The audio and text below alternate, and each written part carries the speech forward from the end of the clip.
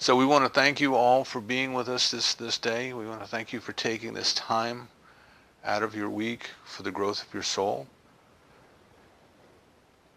And what we want to do, we want to come together today, kind of following in the theme that we've had going for the last month or so, but we really want to get down to a deeper level of our awareness of, our understanding of, and our experience of what it is that we are here in this place, in this time, on this planet, in these bodies. Why are we here? Right? The great question in life: who am I? Why am I here? Where am I going? And to hopefully come to an understanding that the purpose of this life, the purpose of our living, is simply to live. But it is to live in a manner that reveals the love and the presence that God is as us. Not to live just a life that must take place at the physical level, the taking in of food, the taking in of fluids, those kind of things that are necessary to sustain the physical body. But to live the life of the spiritual being that we are. And really what that entails, to my way of thinking, what that entails is that we are simply getting to know God. That's all we're doing. We are getting to know God. It's as simple as that. It's as complex as that. Getting to know God. What are you doing? I am getting to know God. Getting to know thee more clearly. Right? Remember the song from Godspell Day by Day? So what we want to consider is, what are these things called religion? What is religion? What is spirituality? What does that have to do with us getting to know God, to get to know God more clearly? Is there something we have to do in order to know God more clearly? Do we have to perform rituals? Do we have to make sacrifices? What is it that we have to do, if anything, in order to get to know God more clearly? And why? Why should we do that? What's it all about? And I think if we look back into the Living the Science of Mind, the essays that Ernest Holmes wrote as commentary on the first year home study course that he developed, he talks about religion and he talks about spirituality. And we want to look at those ideas a little bit. And we also want to look at some ideas from Joel Goldsmith on this. And these are really mystical ideas, ideas of unity, ideas of oneness, ideas from which separation have dissolved. So we talk about the three levels. Level one might be the physical level, the doing level, the dealing with life kind of at the same degree of understanding that animals might. Not that there's anything wrong or bad about animals, but to come at it from a point of view of existence, a point of view of survival, a point of view of doing the things that need to be done in order to procreate, just to allow life itself to continue on. And that might be the first level of consciousness. We're doing, and everything is out there. All the power is out there. Somebody else has it, and our concept of God is out there. And the second level might be the Gnostic level of knowing, but and the questioning, but what does that mean? Is that all there is? We get up in the morning, we have our breakfast, we go to work, and we just do that every day until we die. Is that all there is? The Peggy Lee song, is that all there is? And then we move into the mystical level, which is the mystical level is the living, feeling, breathing unity of life in us, as us, and through us. We are, in fact, one with everything. We are, in fact, in New Testament terms, I and the Father are one. If you're looking at me, you're looking at the Father. It is not me, but the Father within me that does the work. It is this in total, complete surrender of the idea of separation, so that there's nothing left but the oneness. And that's what I call the mystical level, the level of coming from the oneness. And Dr. Holmes, Dr. Holmes, in his writings, he tried as much as possible to stay into the second level, the Gnostic level, or the knowing, the level of knowing. But he would drift over from time to time very clearly into the mystical. But he tried to stay out of that in his writings because he didn't want people to think that there was anything different about him, that they didn't think he was weird or strange or the other things that they kind of tag onto their definition of mystics. And he wanted people to be able to relate at a level of knowledge, at a level of knowing, at a level of understanding. But nevertheless, he would drift from time to time in his writings, and in his speaking he would drift plainly into the mystical, having the mystical experience. Just briefly, since I've gone on that subject, he was giving a talk, I think it was in Glendale Hills. He was giving a talk. It was the dedication of their new building, and he was giving a talk to the congregation, and he stood there and he was giving his talk, and he stopped and he said, "Oh Lord, the veil is very thin."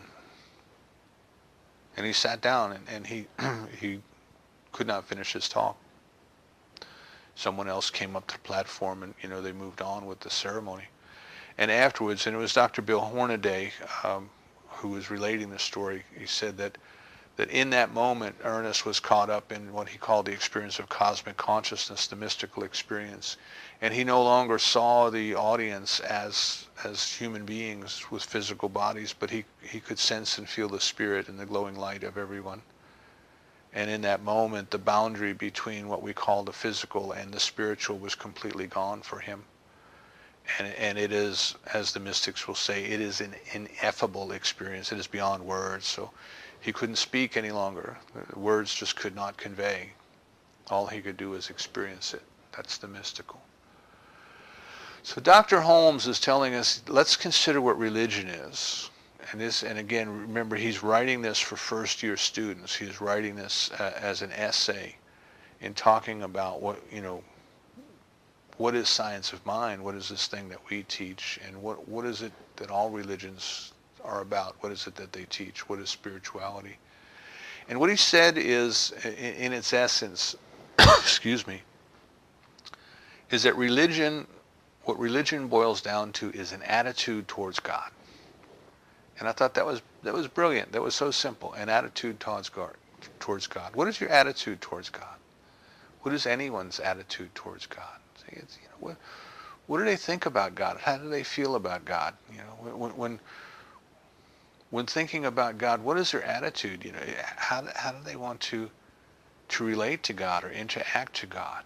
We have attitudes towards many different things. Some people we like, and we have a positive attitude towards them, and we expect the best when we come together and we meet them. We expect that we're going to be happy and we're going to be joyful, and it's going to be a wonderful time of sharing and getting to know one another. And other people we don't like, and other people we might even be afraid of, and our attitude towards them is defensive and maybe even obnoxious. Maybe we just want to repel them. We just want to make them go away and get out of our life. And that's our attitude, and that's the way that we conduct ourselves when we are in their presence, or even when we're not in their presence, when we just think about them. Right? The emotion comes up, and the feelings come up, and we think about some people, and we feel all warm and fuzzy and loving, and we think about other people, and the bristles come up on the back of our neck, and if they were in the room with us, our fist would double, and we would be prepared to do battle because there's just something about them, and our attitude towards them is not a very pleasant one. So if you think of religions in that term, you can start to look and ask yourself, when observing yourself and when observing others, what would someone's attitude towards God have to be in order for them to think and act and behave in the way that they do, and they attribute it to their religious beliefs? what would their attitude have to be? We can see all kinds of interesting things going on in the world, and it's been going on in the world since recorded history. That people are doing all kinds of things in the name of their God, which is nothing more than their attitude towards God or their belief about God. People go out and murder other people and take their possessions, and they do it because God wanted its enemy to be put down. You can see it in the world today. You can see people killing other people in the name of their God, because the people that they're killing, well, they don't believe the same way. So they need to be wiped out because they are sullying up. They are sullying up people's beliefs in God because they don't believe the right way, you know.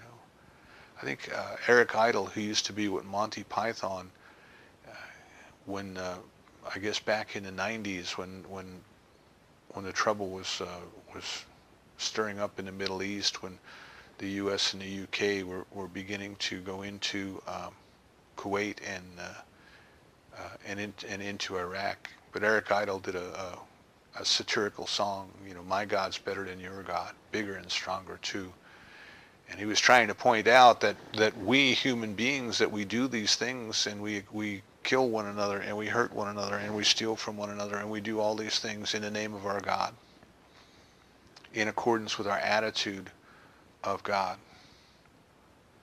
You know, in our own continent here in North America, you can see how people came here to North America and they swept across the country, and they displaced, and in some cases performed genocide on the inhabitants in order to take their land and their gold and those sorts of things.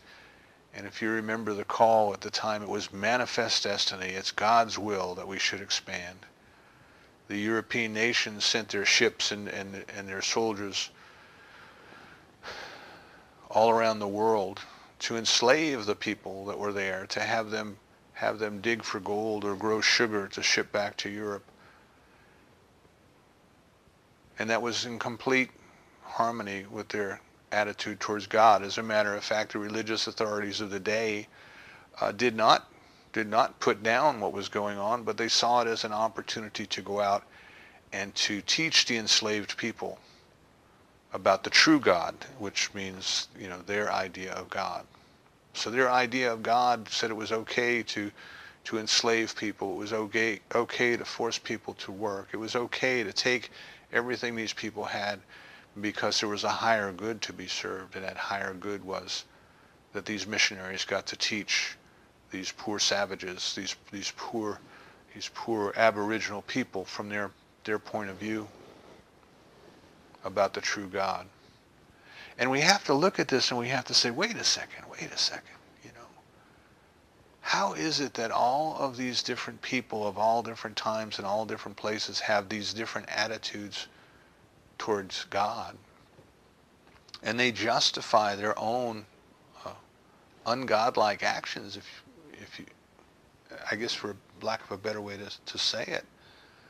They justify their own inhumanity towards man in the name of their God. So we have to recognize that people's attitude towards God is not God. It is not God. They don't necessarily know God. They only know what they believe. They only know, in many cases, what they have been taught. And what they have been taught has become ritualized. It has become written down as dogma and creed. And dogma, of course, is an official way of instruction. You know, this is what we believe. Creed is something that people actually adhere to, that they recite. You know, they say this is what we believe. And if you want to be an adherent of that particular attitude towards God, that particular religion, you have to adhere to the creed. You have to recite the creed. You have to stand in the presence of others and take the creed. But we have to recognize that these are human concepts of God. These are ideas that human beings, these are stories that human beings have made up about this thing called God. It is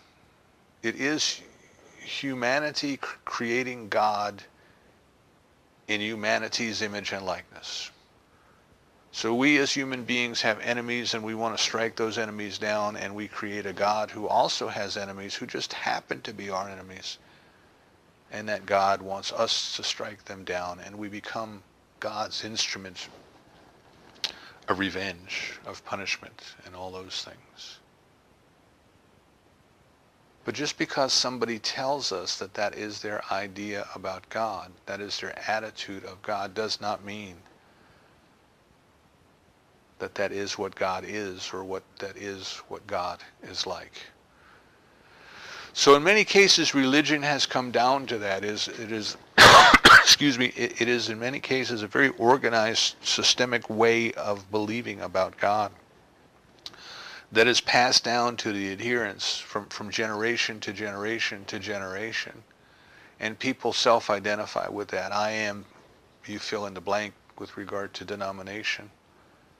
And really what you're saying is, I have a way of believing about God. And very often what accompanies that is the idea that, and that's the right way to believe about God. And anybody else who believes about God, well, they're wrong. They're wrong. They just haven't been as blessed as we have to be able to figure out the truth. So we'll have to forgive them for that, but nevertheless, they're wrong.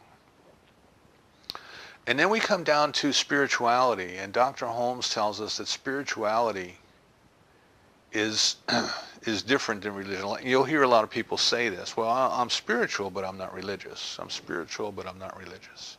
And what do they mean by that? And I think what they mean by that is that they're rejecting all this dogma and creed and all of the terrible things that have been done in the name of God, in the name of religion, the crusades, the genocides, all of these different things, the slavery, all of that, that people do, and they attribute it to the will of God. So we let go of that. That's what many people consider to be religion. Even though the root of religion is to bind together, right? It is to get back together. We bind with one another. We bind with Creator. What people have tended to see, I think, when they say I'm spiritual but not religious, is I don't adhere to any form of dogma, any particular form of dogma and creed, and particularly I reject all of these terrible things that are done in the name of religion. And in terms of spirituality, it is experiencing or realizing the presence and the activity of God around us at all times. It is kind of beyond an intellectual knowing or a human rationalization, and it is in fact a discerning beyond words, a feeling beyond words, that there is something there, something greater than we are that is there, that is moving through all that we see. And what we have to realize is that which we call spiritual, that which we experience in that definition of spirituality, is in fact dependent upon our idea of God. Because even though we may consider ourselves to be spiritual but not religious, we are still filtering our experience. We are still kind of interpreting the experience that we have that we call a spiritual experience. In fact, it is our idea that it is a spiritual experience. And we are flavoring that based on our idea of God, our attitude of God, our concept of God. But just because we say that we are spiritual and not religious, and that we are opening ourselves up to spiritually experiencing the presence and the activity of God in this world around us, we need to be aware of that may still be just our idea. That still may just be a label that we are putting on things. See? And then there's the next level, the mystical level that we talk about, which is the actual knowing so certain that there's no doubt, and the actual surrender of the ego, surrender of the will, to the point that there is something else that is actually living and moving through us and as us. We are aware, we have a sense of identity, but there is no sense of separation. The sense of separation is gone. And so in the first idea, the idea of religion is usually a sense of separation, that there's a God out there and we're over here, and that God out there wants us to do things over here to please it. We have to make sacrifices to it. We have to do offerings. We have to behave in a certain way, and all of those things. When we move to the second level, maybe that God that was out there is not so far away. It is closer to us than we may have believed when we were in the attitude of religion or dogma and creed. But there's still kind of a sense of separation. There is me, there's I, and then there is it. And when we move into that third level, there is no separation. There is just it. It is doing its thing. It is doing its thing as me, but it is doing its thing as each and every person. So our life then, before I go on, let me kind of give you an example. I've used this before, but let me give an example. And the Buddhists talk about this beautifully. You know, we hear about it, we hear the words, we hear the ideas, but we haven't experienced it. We just heard ideas about it. We then internalize those ideas. We start to think about those ideas. We start to wrestle with them. We ask ourselves, how do they relate to other things that we know, and what other ways might there be to looking at? And we kind of make them our own, you see. And we start to realize what the significance of the ideas might be. And then finally we embody those ideas. We come to live those ideas. Our behavior, the way that we talk, the way that we act, the things that we do are coming from a point of we're just simply being it. We're just simply doing it.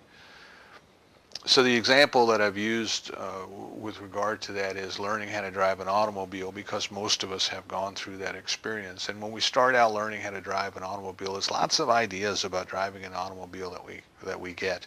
You go to driver's ed and they tell you all kinds of things about automobiles. You know, before you even get behind the wheel, they tell you all kinds of things about automobiles. You learn that there's one pedal you push to go, there's another pedal that you push to stop. If it's a straight drive car, there's a third pedal that you have to push to disengage the engine from the wheels while you shift gears. There's a lever that you use to shift gears. All these kind of things. You learn about the laws of the municipality where you're learning how to drive. You learn about blinkers. You learn about adjusting mirrors. You learn, and you have lots of facts and data. But you just heard about it. You know.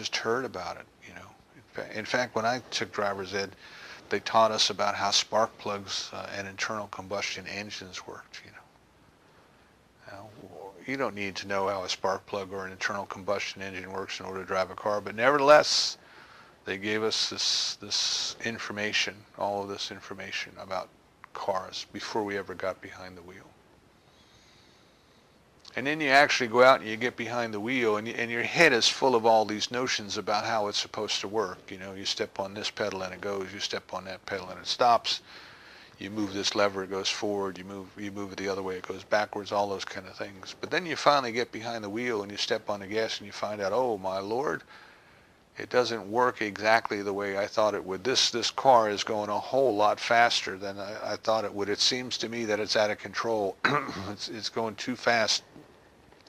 So I'm going to move my foot from the gas pedal to the brake pedal, and then holy mackerel, it stops a whole lot quicker than I thought it would. Right? So for most of us, the first experience was a very jerky experience. The car would go one way, it would go the other way, go one way, go the other way, and everybody in the car is bouncing around. The whole car was full of students waiting their turn to get behind the wheel. We find out that when we go to turn the wheel to turn a corner, that it's not as easy as we thought. We thought, well, you just turn the wheel and you turn the corner. But now we find out if you turn the wheel too sharp, your back tire will jump the curb. If you don't turn the wheel sharp enough, the front tire will go out into the oncoming traffic. And there's a whole lot that we suddenly realize that the knowledge that we thought we had needs to be refined, needs to be tweaked. And we have to have the practice, and we have to reflect back upon what we learned and what we've experienced, and then somehow we try to reconcile the two. But after years go by, We've been driving for a long time. We don't think about those things anymore. We go out and get in the car and we go down the highway and we've got the radio playing and got a cup of coffee in our hands, doing all kinds of things. And sometimes you're driving down the highway, you're on a long trip and you look up at the road sign and suddenly you realize, it's been 100 miles since I looked at the last road sign. What happened in those 100 miles? Who was driving the car? And we don't have Google driving our cars yet. Pretty soon, but not yet. But here we just kind of went into some kind of a blackout situation where our consciousness went someplace else entirely.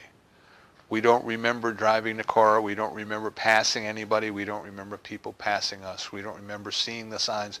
But nevertheless, there was some part of us that was simply driving the car and driving it safely. So that's kind of the level of just living it. Just living it.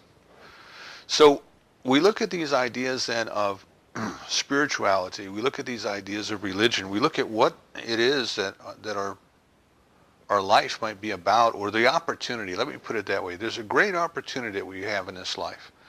And the opportunity that we have in this life is getting to know God. We're in a perfect environment to get to know God. But we have to ask ourselves, well, how do I do that? And how do I know if the ideas that I'm getting are right, correct ideas? Or am I just deluding myself the way that people who go and invade other countries and steal people's property and enslave them and convince themselves that it is God's will to do so? Am I just fooling myself as well?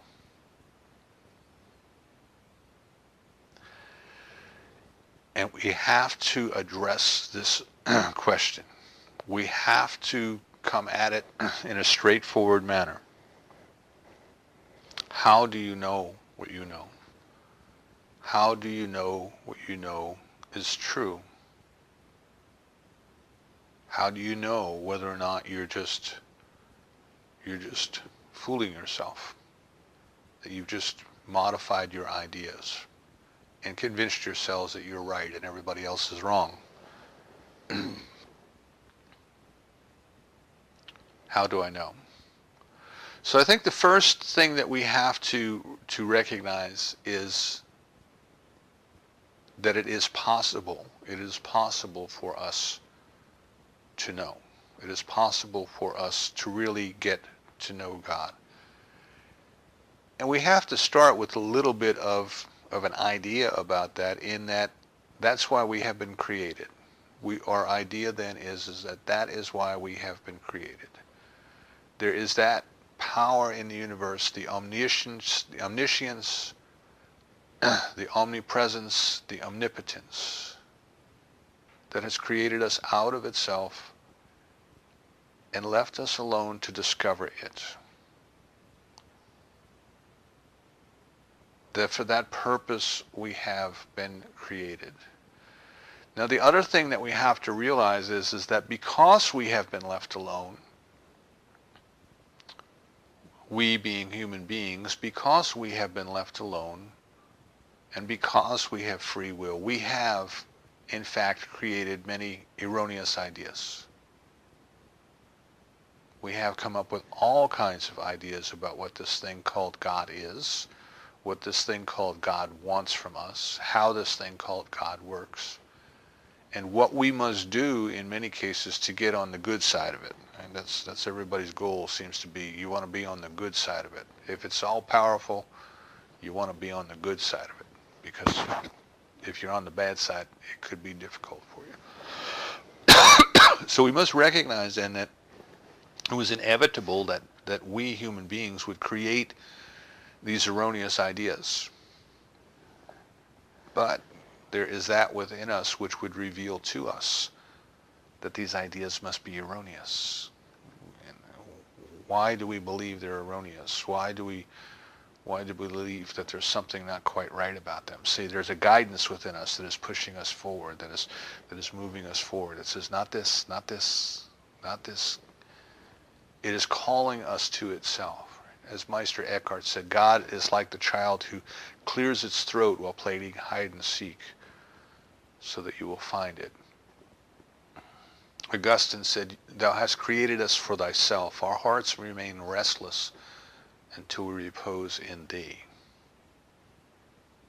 There is that within us which is like the moth to the flame. There is that within us which desires to know God.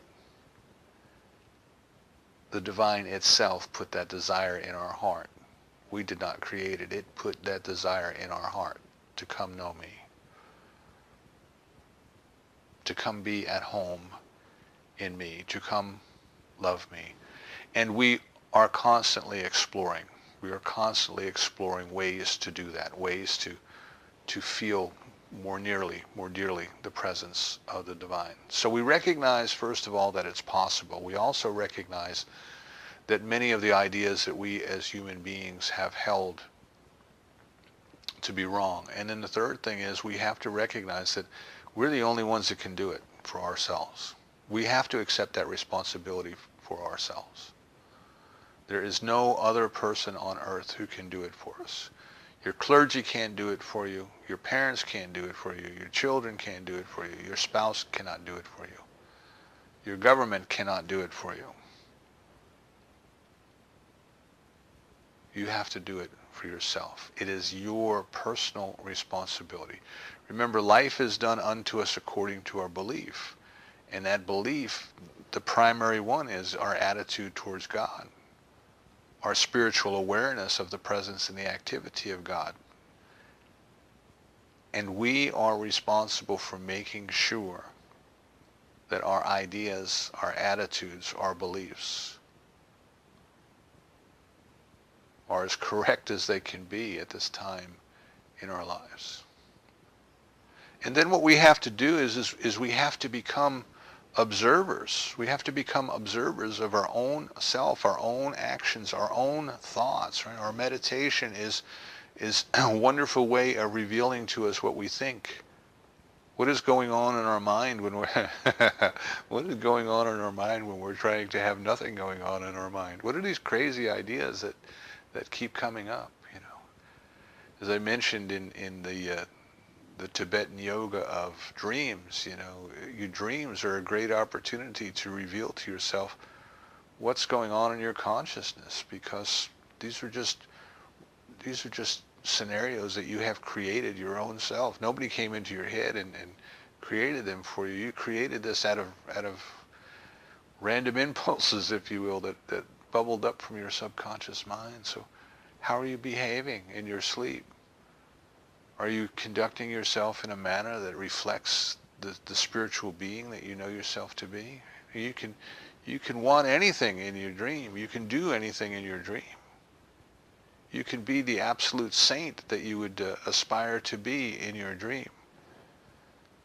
So what are we doing, you know, at that level of consciousness? So we recognize that we have an opportunity to observe. So it's kind of like going behind the wheel of the car. We have all these ideas, but now we have to get in here and we have to observe. So prayer, meditation, education, and simply observing ourselves, simply observing the way that we act and the way that we feel about the world. You know, you step out that door, are you optimistic? Do you feel that where you're going, that love has already been there before you, making the crooked ways straight, that you are the very presence of God's love that's walking into that situation, that the people that you will meet, wherever you're going, I don't care whether it's the bank or to church, but to recognize that the people that you are going to meet are all beautiful expressions of God's love. That the drivers that you will encounter on the highway are all divinely inspired. How do you feel? Or do you step out that door and you're skeptical and you think, oh, gee, I wonder if the car will start. I wonder if people are going to be nice to me today. I wonder how they're going to try to take advantage of me today. And we have all of these negative ideas. See, we have all these negative ideas about the way that the world is going to work with us.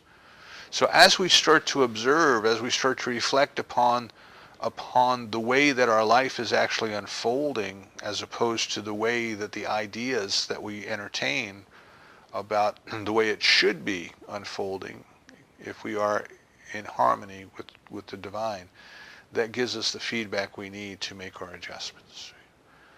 So God is omniscience. It knows everything. Omnipotence can do anything, and it is omnipresence. It is everywhere present.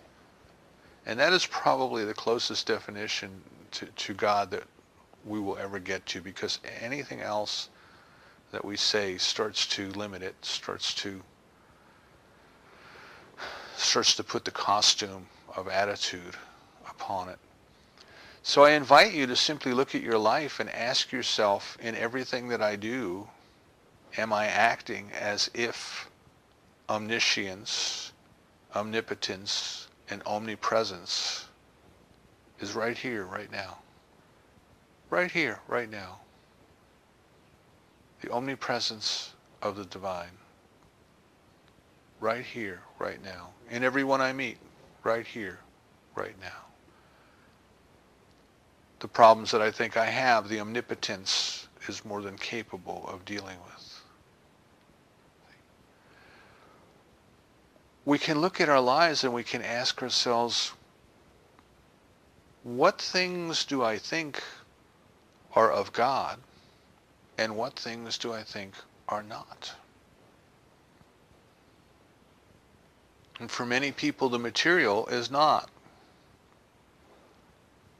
But that which they call the spiritual is. So some things are spiritual and some things are not spiritual. But yet that can't be. If God is all that there is, and God is spirit, then it is all spiritual. So where in your life are you conducting your business, your affairs? Where are you holding ideas that somehow deny the omnipresence of spirit? And for many people, money is the big one. We've been taught lots and lots of things about money. Money is dirty, money is the root of all evil, and all of these things. And we must recognize that that which is spirit has created every one of us out of itself and is constantly providing everything that is required for it to live its life as us. And that includes those things that we would consider to be material. The money, the material, the goods, the services. The food that we eat. The food that we eat is the very activity and presence of the divine. The houses that we live in, the activity and the presence of the divine. The money that we spend is the activity and the presence of the divine in our lives. And if there's anything in us that bristles at that idea, if there's anything in us that tells us, no, no, no, money is evil, we need to let it go. We need to let it go.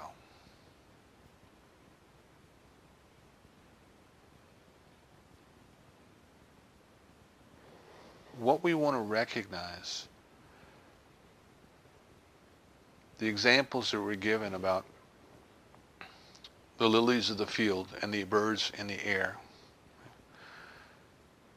They do not reap, but they sow. They're dressed beautifully.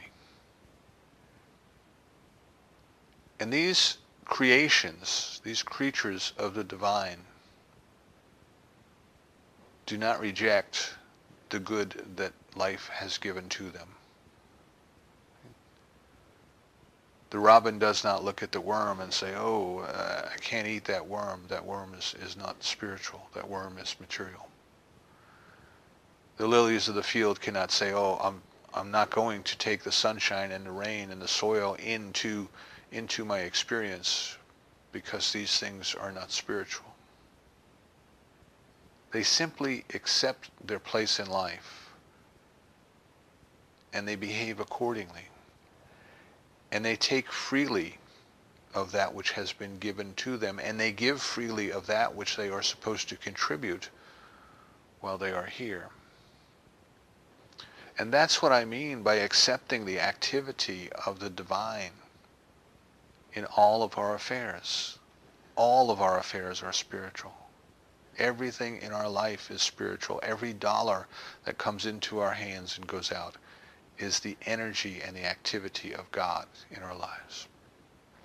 So as we do this, we start to find in our own consciousness the sticking points. We start to find the ideas where we think, well, God will withhold from some, and God will punish some, and God will test some, and God is testing me, and God sent me this difficulty to help me grow. And we start to look at all of those ideas and the way that we react and the way that we respond, and we say, wait a minute. No.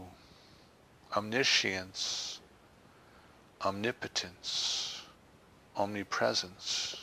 It does not test. It does not punish. It does not need to strengthen that which is already omnipotent, you see. So God can't be doing these things to us, but we can be doing them to ourselves by right of consciousness, because we are still harboring ideas of separation, and what we need to do is we need to get to know God. Not as we think God is, not as we've been taught God is, but as God is. So we must spend that time in prayer. We must spend that time in meditation. We must invite the divine presence within us that only knows itself to help us to dissolve, to let go, to release any ideas of lack and limitation. We must catch ourselves in the act of living and observe ourselves and ask ourselves, what must I believe to be true about God in order to behave in a certain way? Am I believing in separation? Am I believing in lack? Am I believing in punishment? Am I believing in all of these things that which is spirit, pure, non-judgmental spirit, could not possibly be? And am I willing to release and let go of those old limiting ideas and let them dissolve into the nothingness from which they came? When a room is darkened, it is not darkened because darkness is a power unto itself that is somehow fighting and pushing the light out the windows. The darkness is an effect, a condition that exists only because the light has been blocked from the experience. If we close all the blinds, if we shut all the doors, if we turn out all the lights, if we covered everything with a really dark cloth so that no light could possibly enter the room, then the room would be perfectly dark. But not because darkness is a power unto itself that is pushing the light out. It is because the light has been restricted. The light is not able to get in. And the instant that we change that restriction, we can walk over to the wall and flick the light switch, we can reach up and we can open the curtains, whatever it may be. But the instant that we change the restricting or limiting condition, the light enters the room and fills the room. And there's no struggle. The darkness doesn't put up a fight with the light. The darkness dissipates because the darkness was never a real condition. It did not have the power to perpetuate itself. And the presence of the light dissolves the darkness. When we open our consciousness to the truth about God, the erroneous ideas go away. The erroneous attitudes go away. The erroneous experiences which seem so real to us go away because they were lies pretending to be the truth. They were nothing pretending to be something. So I invite you this week to recognize that you will be spending the rest of eternity, not just this lifetime, but the rest of eternity, getting to know God. So let's make it our practice as often as we can during the day to ask ourselves, how am I knowing God right now? How do I feel about God right now? What is my attitude about God right now? And is it flowing through me easily? Is it doing its work easily? Is it flowing into this life easily? Or is there something else that I need to let go of? Remember, the beauty is already here, the peace is already here, the presence is already here. We don't have to go out there anywhere and look for it. We simply have to invite it to reveal itself to us more fully and allow that revelation to dispel the darkness of the erroneous ideas that we have come to hold. This week, let's get to know God a little more clearly, a little more dearly. And so it is.